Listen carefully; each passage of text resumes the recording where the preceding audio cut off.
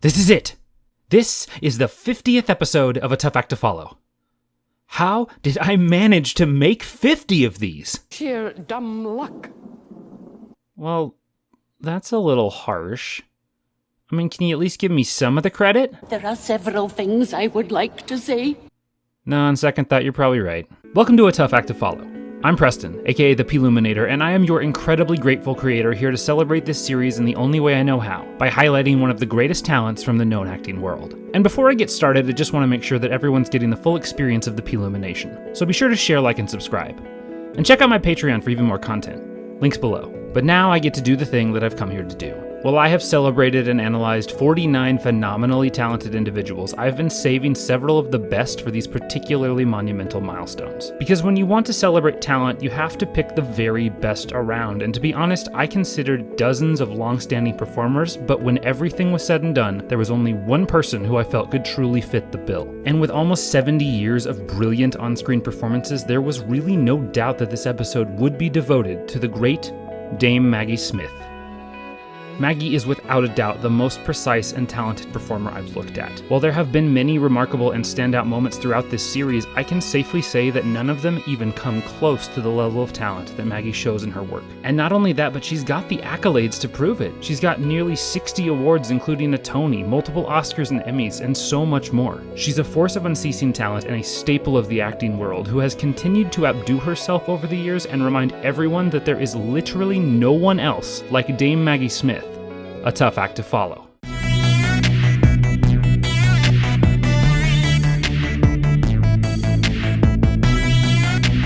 Now, unlike the usual thesis that I use for these videos, I don't feel any reason to establish whether or not Maggie is a good actor.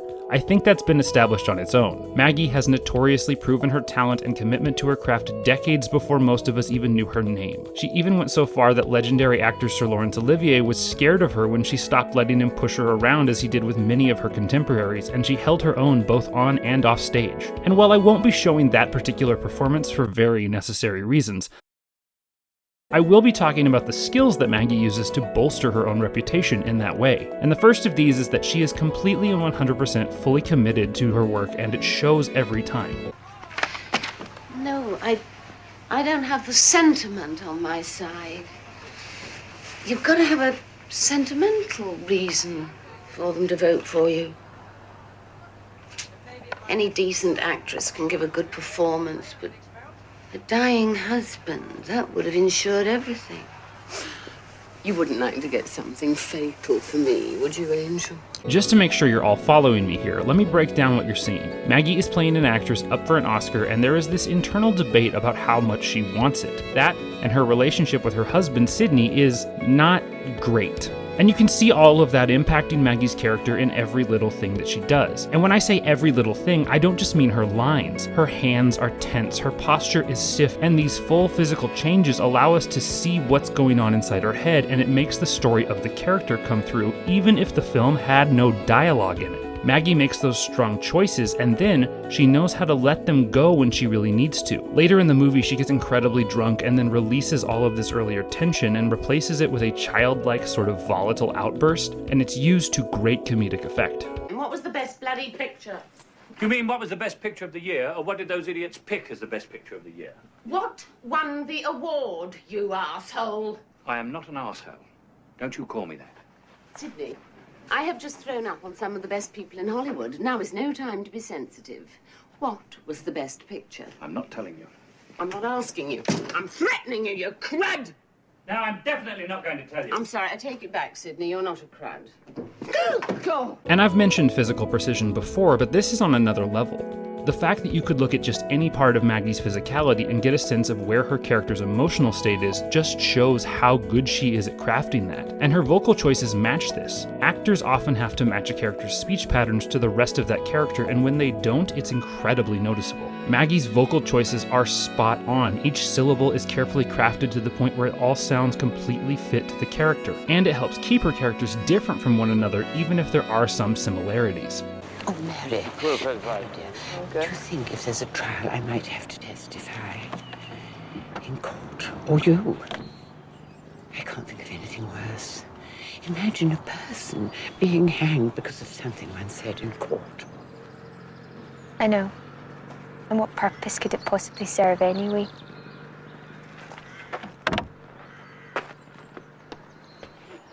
But she doesn't stop this building with just little details of character. Maggie's characters also have this deep history in them. Throughout each movie, you can see that even when she is just somewhere in the background of a scene, every line someone else says means something to her. And as she moves through a situation, her character's choices, verbal or not, are meaningful. This shows that Maggie has not only made the effort to craft a character for the present moment, but for all the points that we haven't seen also. She does this work to make sure that that character is a complete and fully developed human being who has real experiences and memories as well. No, you're not going to stand over my shoulder and watch me, please.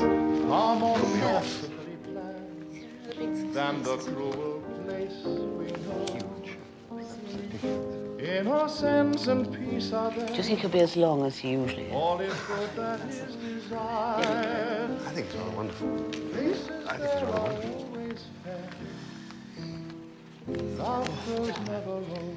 And now you have to understand that we've seen Maggie in these haughty, precise characters a lot. She's almost known for this sort of aggressively witty personality who hits people with just biting words and a dynamic ability to throw comebacks. But playing on that one type of character is actually something that would do her reputation a disservice. Maggie, while absolutely stellar at playing characters who have intelligence and tact, also knows that sometimes those walls have to come down and the vulnerability has to come out. And that is where she takes her performances to a whole other level. Maggie is incredibly good at working through those vulnerable moments, and it helps deepen her characters while also helping the audience ask the questions that we need to get answers later.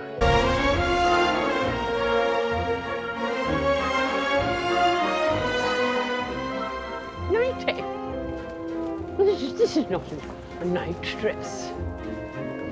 This style can't have got to Broadstairs yet. And I know the law. You can't be arrested for wearing a nightie. What are you doing in Broadstairs? I am minding my own business. See, this outburst is because Maggie's character, Mary, is hiding something. She's being defensive because she's afraid of letting her guard down, and in turn makes these choices that make us watching her unconsciously realize that there is more to this relationship than we may initially know. What then helps this even further is how her performance uses those relationships to further break those walls down over time. This process isn't sudden or surprising. In fact, you could take a step back and look and you'll see all these big revealing moments coming. But the trick is that Maggie uses that emotional attachment to keep us so invested that when she finally does let us in, we're not ready for what's coming, and it absolutely assaults our emotions. Il y a 35 ans. Avant la guerre? What guerre? La guerre mondiale numéro 2. Oui. La Deuxième Guerre mondiale. Qu'est-ce que vous étudiez? I was studying incognito à Paris. But what? What were you studying? Music?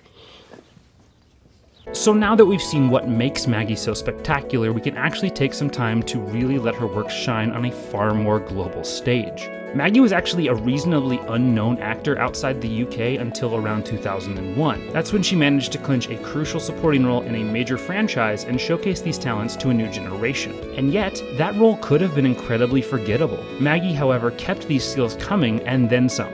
She has beautiful, layered moments wanting to praise fellow characters but knowing that her role might require punishment or discipline. And this conflict of desire and duty is a complication that helps Maggie walk this line, and she walks it like it's nothing. And that is what keeps her character interesting, even with limited time to showcase those skills. Imagine the look and I'm gonna go to space if we were late. That was bloody brilliant. Oh, thank you for that assessment, Mr. Weasley. Perhaps it would be more useful if I were to transfigure Mr. Potter and yourself into a pocket watch. That way one of you might be on time. We got lost.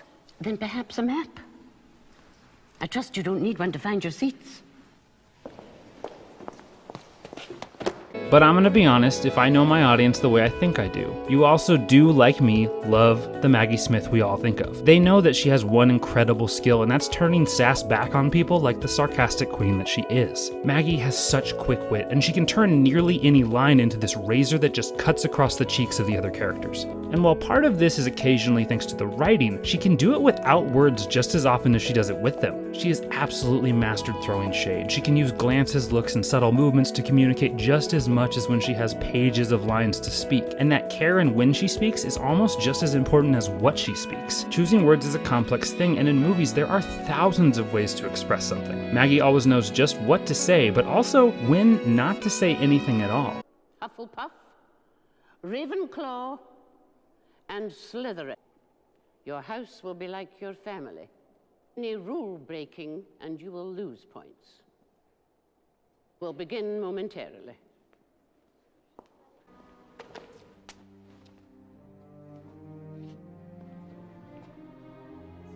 We're ready for you now.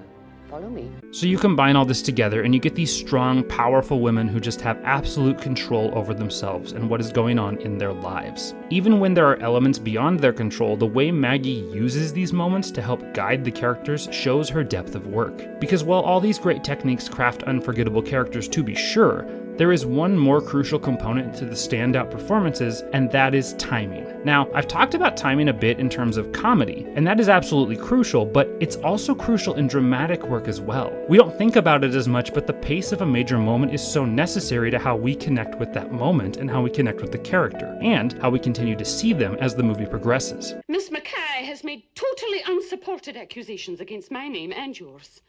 If she has one authentic shred of evidence, just one, let her bring it forth. Otherwise, if one more word of this outrageous calumny reaches my ears, I shall sue. I shall take Miss Mackay to the public courts, and I shall sue the trustees of Marcia Blaine if they support her. I will not stand quietly by and allow myself to be crucified by a woman whose fetid frustration has overcome her judgment. If scandal is to your taste, Miss Mackay, I shall give you a feast. This monologue is one of her best performances, bar none. In fact, it might be one of the best monologue deliveries in the history of movies. I seriously mean it when I say that I literally went holy shit when it ended, because I was astounded. I verbally processed it that way. This is because Maggie uses the line in tandem with her character's seldom seen but ever-present intentions to maneuver through a set of tactics with growing desperation. This allows her to effectively pace her character's journey through the lines, and that, combined with her ability to discover her words as she goes, makes the final product just brutal to experience. We feel so much of what she feels because she's taking it honestly. She's not trying to play it for this big moment or do anything too much. She's taking the character through this honest journey and really letting the power of the speech guide that journey until she actually runs out of words to say in the eyes of the character. I am a teacher. I am a teacher first, last, always. Do you imagine that for one instant I will let that be taken from me without a fight? I have dedicated, sacrificed my life to this profession, and I will not stand by like an inky little slacker and watch you rob me of it. And for what? For what reason? For jealousy. Because I have the gift of claiming girls for my own. It is true, I am a strong influence on my girls. I am proud of it. I influence them to be aware of all the possibilities of life. And I haven't ever devoted much time to talk about dramatic timing because, frankly, I haven't actually had time to really dive into it before this video. Or more accurately, I can't say that I've had a performer who really uses the skill to the extent that Maggie does. And I can say that it's not just this role. She does it in everything. Each role is so well crafted that the timing is without question, and therefore the moments we need to connect with her are executed effectively every time. So why do we like Dame Maggie Smith? 1. Maggie fully commits. Every single detail of every single character that Maggie plays is precisely crafted. From her vocal delivery to her multidimensional intentions to her minuscule physical details, Maggie makes a complete character. This high commitment makes the audiences more invested in the characters and then by association more invested in the story. 2. Maggie lives beyond the story. While her investment in the character at present is already impressive, those extra details that show a character's history, both physical and emotional, makes that character even more dynamic. This is incredibly developed in moments of potential trauma as we get insights into characters that may not be readily relevant but can help us find emotional connection and deepen that character's story in our eyes. 3. Maggie knows when to be vulnerable. Vulnerability within characters is a complicated thing.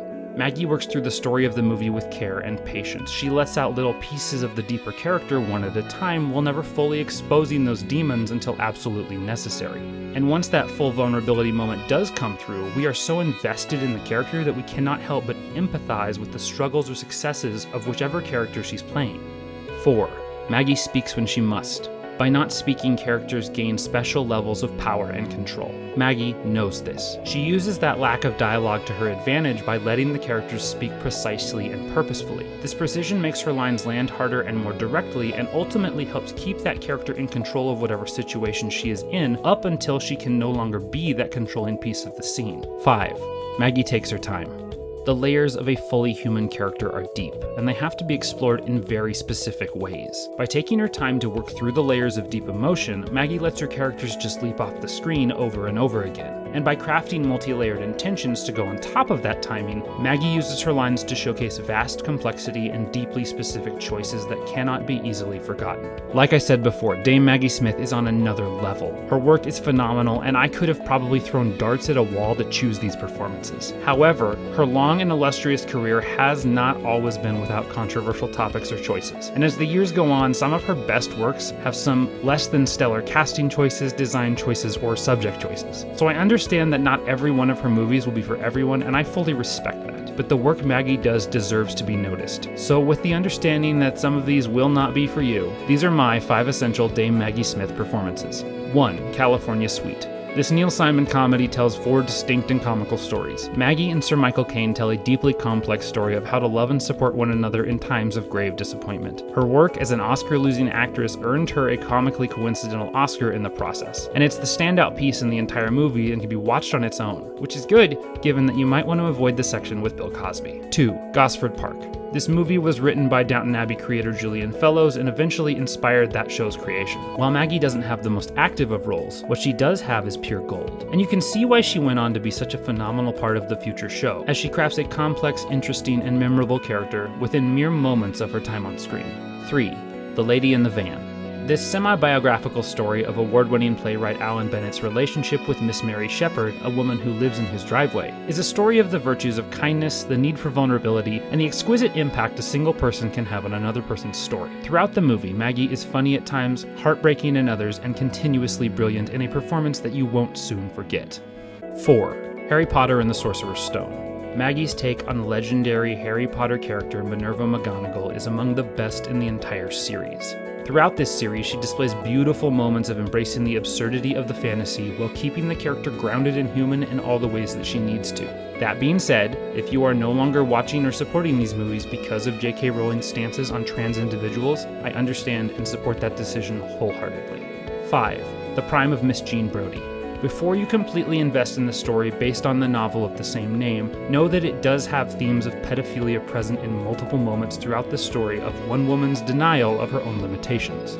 However, the movie shows Maggie at her very best. I could recommend this one just for her absolutely phenomenal out-of-the-park work in those final few scenes, including that monologue I showed part of earlier. She is completely without equal from start to finish, and her role in this movie is so incredible that she absolutely earned what would be the first of 2 Oscars. And that is why Dame Maggie Smith is a tough act to follow.